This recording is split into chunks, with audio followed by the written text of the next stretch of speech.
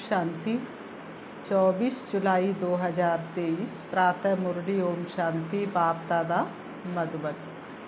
आज बाबा ने सुनाया, मीठे बच्चे, ज्ञान रत्नों की लेन देन कर तुम्हें ज्ञान से एक दो की पालना करनी है। आपस में बहुत बहुत प्यार से रहना है। ज्ञान रत्नों की लेन देन कर तुम्हें ज्ञान से एक दो की पालना करनी है। आपस में बहुत बहुत प्यार से रहना है। प्रश्न बाबा ने किया, बीमारी अथवा कर्म भोग होते भी अपार खुशी किस आधार पर रह सकती है? बीमारी अथवा कर्म भोग होते भी अपार खुशी किस आधार पर रह सकती है? उत्तर, विचार सागर मंथन करने की आदत डालो। कोई भी कर्म भोग अथवा बीमारी आती है तो अपने आप से बातें करो, अब हमने 84 जन्मों का पाठ पूरा किया। ये पुरानी जुत्ती है, इस पुराने हिसाब किताब को चुकतू करना है। फिर हम 21 जन्मों के लिए सब बीमारियों से छूट जाएंगे। कोई बीमारी छूटती जाती है तो खुशी होती है ना। कितनी भी भयंकर बीमारी हो, कितनी भी भयंकर बीमारी हो, जब बीमारी छूटती जाती है तो फिर खुशी होती जाती है। गीत है, माता ओ माता तू ही है सबकी भाग्य विधाता। ओम शांति। ये है माताओं की महिमा। वंदे मातरम, वंदे मातरम कहकर पावनता का दिया शिवालय। शिव पिता से प्रीत सिका के तन मन का किया शिवालय। तो श्री बाबा ने आकर के क्या किया? माताओं की वंदना की और पवित्रता का व्रत धारण करवाया। हे माता, तुम शिव बाबा के भंडारे से सबकी पालना करती हो। तुमको शिव बाबा के भंडारे से ज्ञान रत्नों का खजाना मिलता है अथवा ज्ञान अमृत के कलश से तुम्हारी पालना होती है। वास्तव में महिमा शिव बाबा की है। वह करण करावनहार है। जीवन के लय पर सांसों के स्वर में दिल हमारा गुनगुना रहा है। करण करावनहार परम पिता है, वो ही तो हमसे करवा रहा है। माता है जगदम्बा। जरूर और भी माताएं होंगी जो ये माताओं की महिमा है। माता बहुत बहुत अच्छी पालना करती हैं। शिव बाबा के यज्ञ में जो रहने वाले हैं उनकी स्थूल में भी पालना होती है और अविनाशी ज्ञान रत्नों से तो सभी की पालना होती है। पालना करने वाली मेजॉरिटी माताएं हैं। बहुत है जो भाई भी बहनों की पालना करते हैं। बहुत जगह भाई भी गीता पाठशाला छोटी छोटी क्लास चलाते हैं। सिर्फ बहन भाई की पालना करती है, ऐसे नहीं। दोनों ज्ञान रत्नों की लेन देन से एक दो की पालना करते हैं। भाई बहन की, बहन भाई की। बच्चों को बहुत प्यार से रहना है। इस दुनिया में तो एक दो को बेकार ही देते हैं। इसलिए जैसे एक दो के दुश्मन हुए या अविनाशी ज्ञान रत्नों का खजाना देते हैं, वो तो जैसे पत्थर मारते हैं। दुनिया वाले तो जैसे पत्थर मारते हैं, क्योंकि है ही सभी पत्थर बुद्धि। ऐसे नहीं कि पत्थर मारते, ये तो समझानी है। तुम हो बहन भाई ब्रह्मा कुमार, ब्रह्मा कुमारियाँ। तुम्हारा नाम भी बड़ा भारी है। ब्रह्मा कुमारी है तो कुमार भी जरूर है। प्रजापिता ब्रह्मा है तो जरूर ब्राह्मण ब्राह्मणियाँ भी होंगे। बोर्ड पढ़ने से घबराना नहीं चाहिए। लोग सोचते ब्रह्मा कुमारी तो सोचते ये बहनों की, माताओं की संस्था है। बाबा ने कहा नहीं, बोर्ड पढ़ने से घबराना नहीं चाहिए। प्रजापिता ब्रह्मा के बच्चे जरूर ब्रह्मा कुमार कुमारियाँ होंगे। ये बुद्धि से काम लिया जाता है। गीत में महिमा है माता की, जगत अम्बा सरस्वती कहे तो भी जरूर बच्चे और बच्चियां होंगे। जरूर फैमिली होगी, ये भी समझने की बात है ना। समझते भी हैं प्रजापिता लिखा हुआ है ना, ब्रह्मा को कहा जाता है प्रजापिता ब्रह्मा। कलयुग के अंत संगम पर आकर के शिव बाबा जिस तन में प्रवेश करते उनका कर्तव्यवाचक नाम ब्रह्मा रखते हैं और ब्रह्मा बाबा के द्वारा नई दुनिया सतयुग की स्थापना होती है, प्रजा की रचना रचते हैं, इसलिए उनको प्रजापिता कहा जाता है। बाबा ने कहा ये है साकारी सृष्टि का पिता, गाया हुआ है प्रजापिता ब्रह्मा, ब्राह्मण कुल की रचना हुई। आदि सनातन पहले पहले ब्राह्मण हो जाते हैं। वास्तव में आदि सनातन देवी देवता धर्म कहना रोंग है, वह तो है सतयुग का धर्म। ये आदि सनातन ब्राह्मणों का धर्म जो बाबा ने कहा वह प्रायः लोप हो गया है।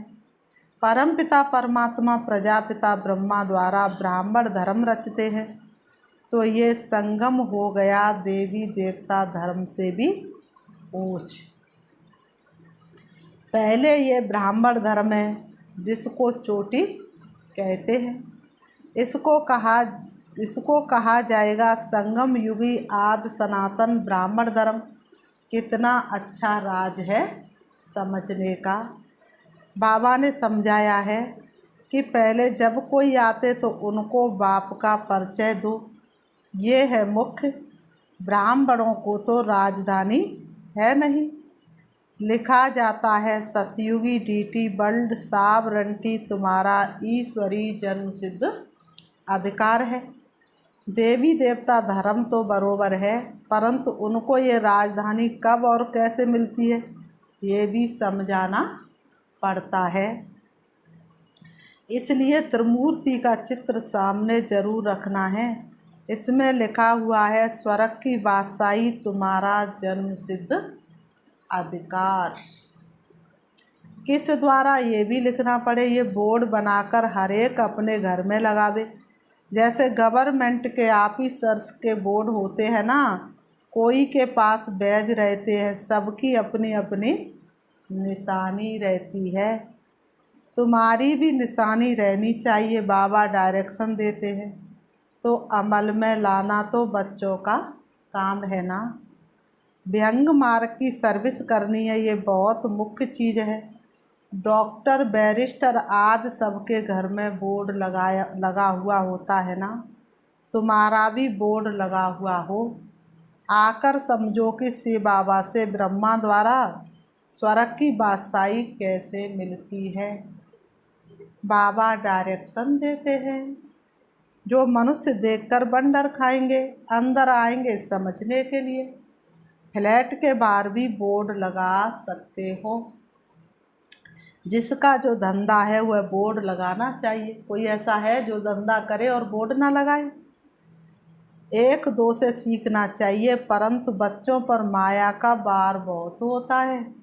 निश्चय नहीं कि हम बाबा के पास जाते 84 जन्मों का पाठ पूरा हुआ, फिर नई दुनिया स्वर्ग में आकर बरसा लेंगे, ये याद नहीं रहता है। बाबा कहते हैं कि भल कर्म करो।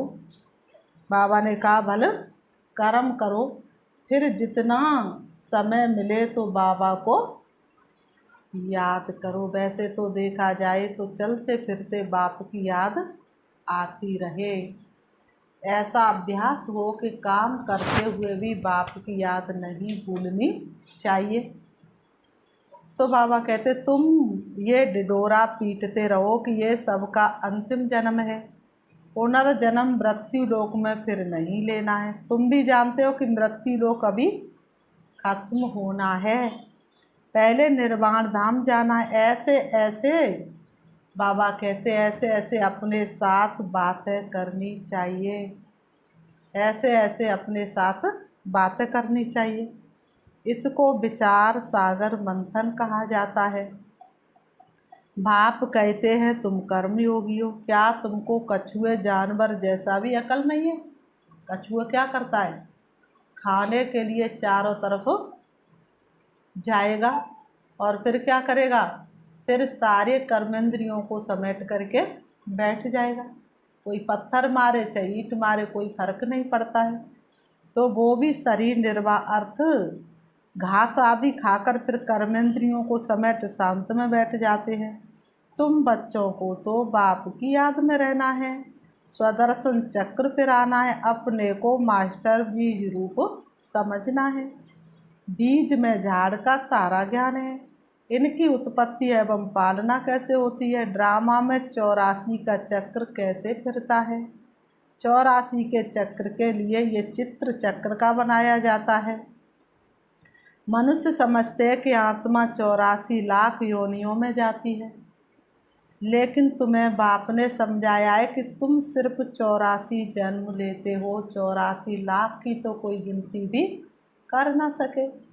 जो आदि सनातन देवी देवता धर्म वाले अर्थात जो ब्राह्मण से देवता बनते हैं, उनके ही 84 जन्म होते हैं। तुम 84 जन्मों को जानते हो। ब्रह्मा की रात और ब्रह्मा का दिन कहते हैं, इसमें 84 जन्म आ जाते हैं। त्रिमूर्ति का बोर्ड बनाकर लिखना चाहिए, ये ईश्वरी जन्म सिद्ध अधिकार है, लेना है तो लो। योग के मार्ग पर हम बुलाते तुम्हें, आओ भाई बनो राजयोगी, आओ बहनों बनो राजयोगी। नाउ आर नेवर, अब नहीं तो कभी नहीं, अभी नहीं तो कभी नहीं। इस होवनहार महाभारत लड़ाई के पहले पुरुषार्थ करना है। राम शिव क्या देते और रावण क्या देते हैं, ये तुम जानते हो। आधा कल्प है राम राज्य और आधा कल्प है रावण राज्य। ऐसे नहीं, परमात्मा ही दुख देते हैं, दुख देने वाला तो रावण 5 विकार हैं जो ही विशेष बनाते हैं। बच्चों को भिन्न भिन्न प्रकार की समझानी रोज मिलती रहती है, तो खुशी में रहना चाहिए ना। बाबा कह रहे हैं तो तुम बच्चों को क्या करना चाहिए, खुशी में रहना चाहिए ना। तुम जानते शिव बाबा रोज पढ़ाते हैं, ऐसे नहीं कि साकार को याद करना है। शिव बाबा हमको ब्रह्मा बाबा द्वारा सहज राजयोग सिखलाते हैं। शिव बाबा आते ही है प्रजापिता ब्रह्मा में। प्रजापिता ब्रह्मा और किसको कह नहीं सकते, ब्राह्मण भी जरूर चाहिए। गाया जाता है सेकंड में मुक्ति जीवन मुक्ति का वर्षा अथवा राज्य भाग लो। बच्चे कहते हैं कि हम शिव बाबा के बच्चे हैं, वो है ही स्वर्ग का रचयिता, तो जरूर हमको भी स्वर्ग की राजाई देंगे। बाबा कैसा वंडरफुल है, 1 सेकंड में जीवन मुक्ति जनक को मिली। कहते हैं जनक को 1 सेकंड में क्या मिली, जीवन मुक्ति मिली। तो वास्तव में इसी समय का गायन है, यह भी गाया हुआ है। तुम जानते हो कि अब हम शिव बाबा के बने हैं, शिव बाबा को जरूर याद करना पड़े। जैसे बच्चे धर्म की गोद लेते तो जानते हैं कि पहले हम फलाने का बच्चा था, अब फलाने का हूँ। उनसे दिल हटती जाएगी और उनसे दिल जुटती जाएगी।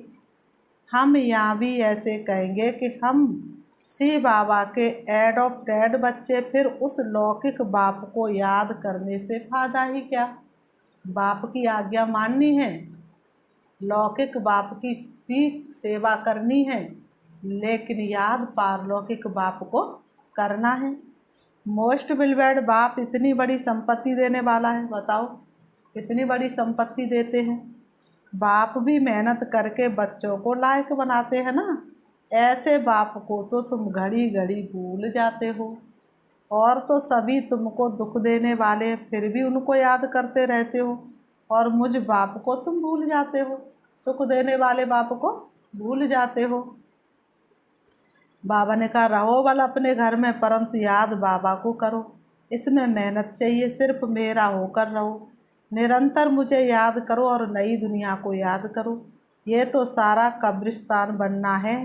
तुम मेरे बने हो, गोया विश्व के मालिक बने। तुम जानते हो कि हम बाबा के बने हैं, फिर स्वर्ग के मालिक हम भविष्य में बनेंगे।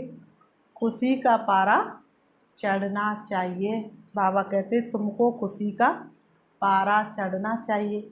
ये भी जानते हैं कि ये पुराना शरीर है, कर्म भोग भोगना पड़ता है, हिसाब किताब चुकतू करना पड़ता है, प्रकृति के साथ जो हिसाब किताब जुड़ा है। मनुष्यों के साथ जो हिसाब किताब जुड़ा है, धन के साथ जो हिसाब किताब जुड़ा है, वो चुकतू करना पड़ता है। मम्मा बाबा भी खुशी से कर्म भोग भोगते हैं, फिर भविष्य 21 जन्म का सुख कितना भारी है। ये तो पुरानी जुत्ती है। कर्म भोग भोगते रहेंगे, फिर 21 जन्म के लिए इससे छूट जाएंगे। कोई बीमारी छूटती जाती है तो खुशी होती है ना, कोई आफत आती है फिर हट जाती है तो खुशी होती है ना। तुम भी जानते हो कि अब जन्म जन्मांतर के लिए आफतें हट जाएंगी। अभी हम बाबा के पास जाते, ये है तो विचार सागर मंथन कर प्रोंट निकालना है। बाबा राय तो बतलाते कि ऐसे ऐसे अपने से बातें करो। हमने 84 का चक्र पूरा किया, बाप के पास जाते फिर बाबा का वर्षा पाएंगे। साक्षात्कार भी करते हो। इस समय परोक्ष और अपरोक्ष है, जैसे मम्मा को कोई भी साक्षात्कार नहीं हुआ, बाबा को तो हुआ। विनाश और स्थापना का साक्षात्कार हुआ, इनको भविष्य का साक्षात्कार एक्यूरेट हुआ। परंतु पहले ये समझ में नहीं आया कि हम ये विष्णु बनेंगे। बाबा ने कहा पीछे समझते गए हम इस विकारी ग्रस्त धर्म से अब निर्विकारी ग्रस्त धर्म में जाते, तब तुम भी बाबा की पढ़ाई से ऐसे बनते हो। रेस करनी चाहिए, बाकी गीता में है मम्मा की महिमा। तुम तो जान गए हो कि जगत अम्बा किसको कहा जाता है। तुम बच्चे तो जान गए हो जगत अम्बा किसको कहा जाता है। वास्तव में माता पिता कौन है? माता पिता कहने से जगत अम्बा याद नहीं आएगी, वह तो है निराकार। ये तुम्हारी बुद्धि में है। पिता तो गॉड फादर ठीक है, वह निराकार है। माता तो निराकार हो ना सके, फादर निराकार है। जरूर वर्षा देंगे तो यहाँ आना पड़े ना। जो अपना परिचय दे तो ज़रूर उनको माता चाहिए। तो ये ब्रह्मा बड़ी माता हो गई, दादा है निराकार। कितनी वंडरफुल नॉलेज है, परंतु ये मेल हो गया क्योंकि मुख वंशावली है ना। ये बड़ी वंडरफुल नॉलेज है। बाबा कहते हैं ये नॉलेज कैसी है? ये नॉलेज बड़ी वंडरफुल है। बाप कहते हैं कि कितना गुहा राज समझाता हूँ, तुमको कुछ पता था क्या? कोई की बुद्धि में बैठ नहीं सकता कि माता पिता कौन है। कोई बता ना सके कि माता पिता कौन है। वो तो गीत गाते रहते हैं, वो समझते श्री कृष्ण के लिए, लेकिन श्री कृष्ण की तो खुद की अपनी फैमिली है। वो सारे विश्व का माता पिता कैसे हो सकता है? सिर्फ फर्क किया गया है। बाबा ने कहा इसको कहा जाता है एकज भूल। कोई तो निमित्त बनना चाहिए ना। क्या भूल हुई जो भारत इतना दुखी होता है? अब तुम जानते हो किसने बुलाया, कारण क्या हुआ जो भूल गए। बरोबर माया रावण ने बेमुख कराया है। जैसे बाबा करण करावन हार है, वैसे माया भी करण करावन हार दुख दाता है। वह करण करावनहार दुखदाता और वह शिव बाबा करण करावनहार सुखदाता है। माया बाप से बेमुख कराती है। अब बाप खुद कहते हैं कि हे आत्माएं, निरंतर बाप को याद करो। तुम हमारे बच्चे हो। बाबा कहते मीठे बच्चे, तुम हमारे बच्चे हो, तुम परम धाम के रहने वाले हो। तुमको वर्षा लेना, सिर्फ मुझे याद करो तो विक्रम विनाश होंगे। बेहद के बाप की मत मिलती है ब्रह्मा द्वारा। गुरु ब्रह्मा कहते हैं ना, ये तो है भक्ति मार्ग की महिमा। गुरु ब्रह्मा मशहूर है, वह फिर कह देते ईश्वर सर्वव्यापी है। आगे हम भी समझते थे कि ठीक कहते हैं, अब समझते हैं कि माया ने इन्हों से ऐसा कहलवाया है। माया भूल कराती है नीचे गिराने के लिए, और बाबा अबुल बनाते हैं ऊंच पढ़ाने के लिए। बाप बहुत अच्छी तकदीर बनाते हैं। बाप को याद करना है, ये तो बहुत सहज है। बाप को याद करना बहुत सहज है कि कठिन है? तो बाप को याद करना तो बहुत ही सहज है। फिर बाबा ने कहा अच्छा, मीठे मीठे सिखिलते बच्चों प्रति माता पिता बाप दादा का याद प्यार और गुड मॉर्निंग। रूहानी बाप की रूहानी बच्चों को नमस्ते। हम रूहानी बच्चों की रूहानी बाप दादा को याद, प्यार और नमस्ते नमस्ते नमस्ते नमस्ते। धारणा के लिए मुख्य सार नंबर 1, अपने को मास्टर बीज रूप समझ कर्म इंद्रियों को समेट शांत में बैठने का अभ्यास करना है। अपने को मास्टर बीज रूप समझ कर्म इंद्रियों को समेट शांत में बैठने का अभ्यास करना है। नंबर 2, विचार सागर मंथन कर खुशी में रहना है और खुशी खुशी से पुराना कर्म भोग चुकतू करना है। अपने आप से बातें करनी है कि हमने 84 का चक्र पूरा किया, अब जाते हैं बाबा के पास। वरदान, रिगार्ड मांगने के बजाय सदा ऊंची स्थिति में रहने वाले सर्व के पूजनीय भव।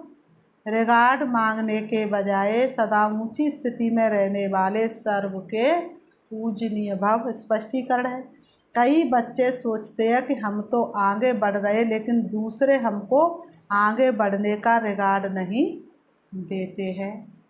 लेकिन रिगार्ड मांगने के बजाय स्वयं का रिगार्ड स्वयं रखो तो दूसरे स्वतः रिगार्ड देंगे।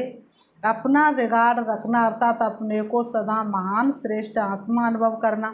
जैसे मूर्ति जब आसन पर है तब पूजनीय है, ऐसे आप भी सदा अपनी ऊंची स्थिति में स्थित रहो तो पूजनीय बन जाएंगे, सब आप ही रिगार्ड देंगे। स्लोगन, माया का तिरस्कार करने वाले ही सर्व के सत्कारी बनते हैं।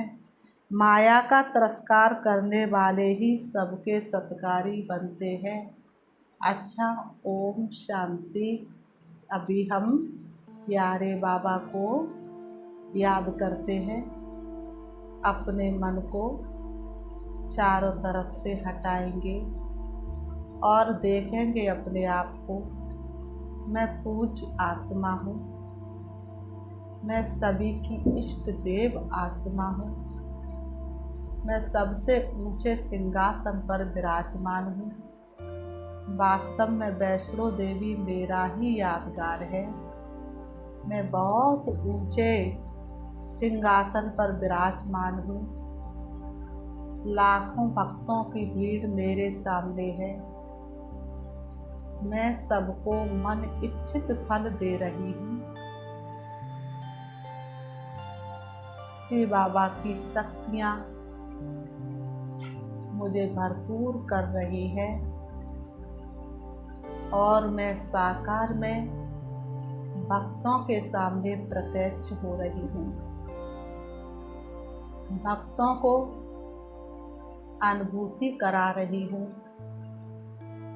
भक्तों के दुख दर्द दूर कर रही हूँ। जितना अधिकार मुझे मिला है वह मैं सभी भक्त आत्माओं को प्यारे पिता परमात्मा से दिला रही हूँ। वास्तव में मैं पूज्य आत्मा हूँ।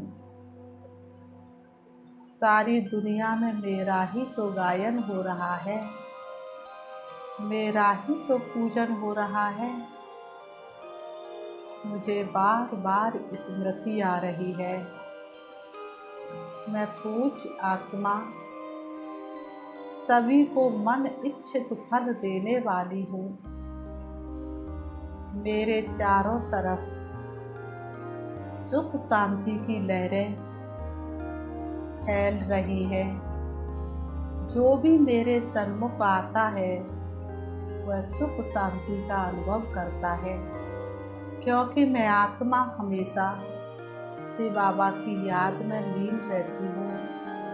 मेरे नैनों में बाबा समाया हुआ है। मेरे मन का कोना कोना बाप की याद में समाया हुआ है।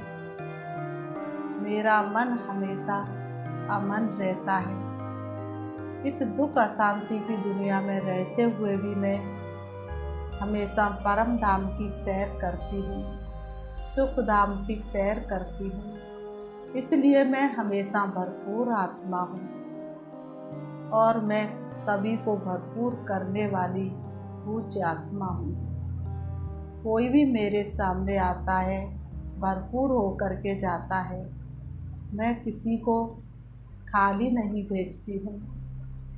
मैं पूज्य आत्मा हूँ, मैं पवित्र आत्मा हूँ, मैं शांत आत्मा हूँ, मैं सुख स्वरूप आत्मा हूँ, मैं सातों गुणों से भरपूर आत्मा हूँ। ओम शांति।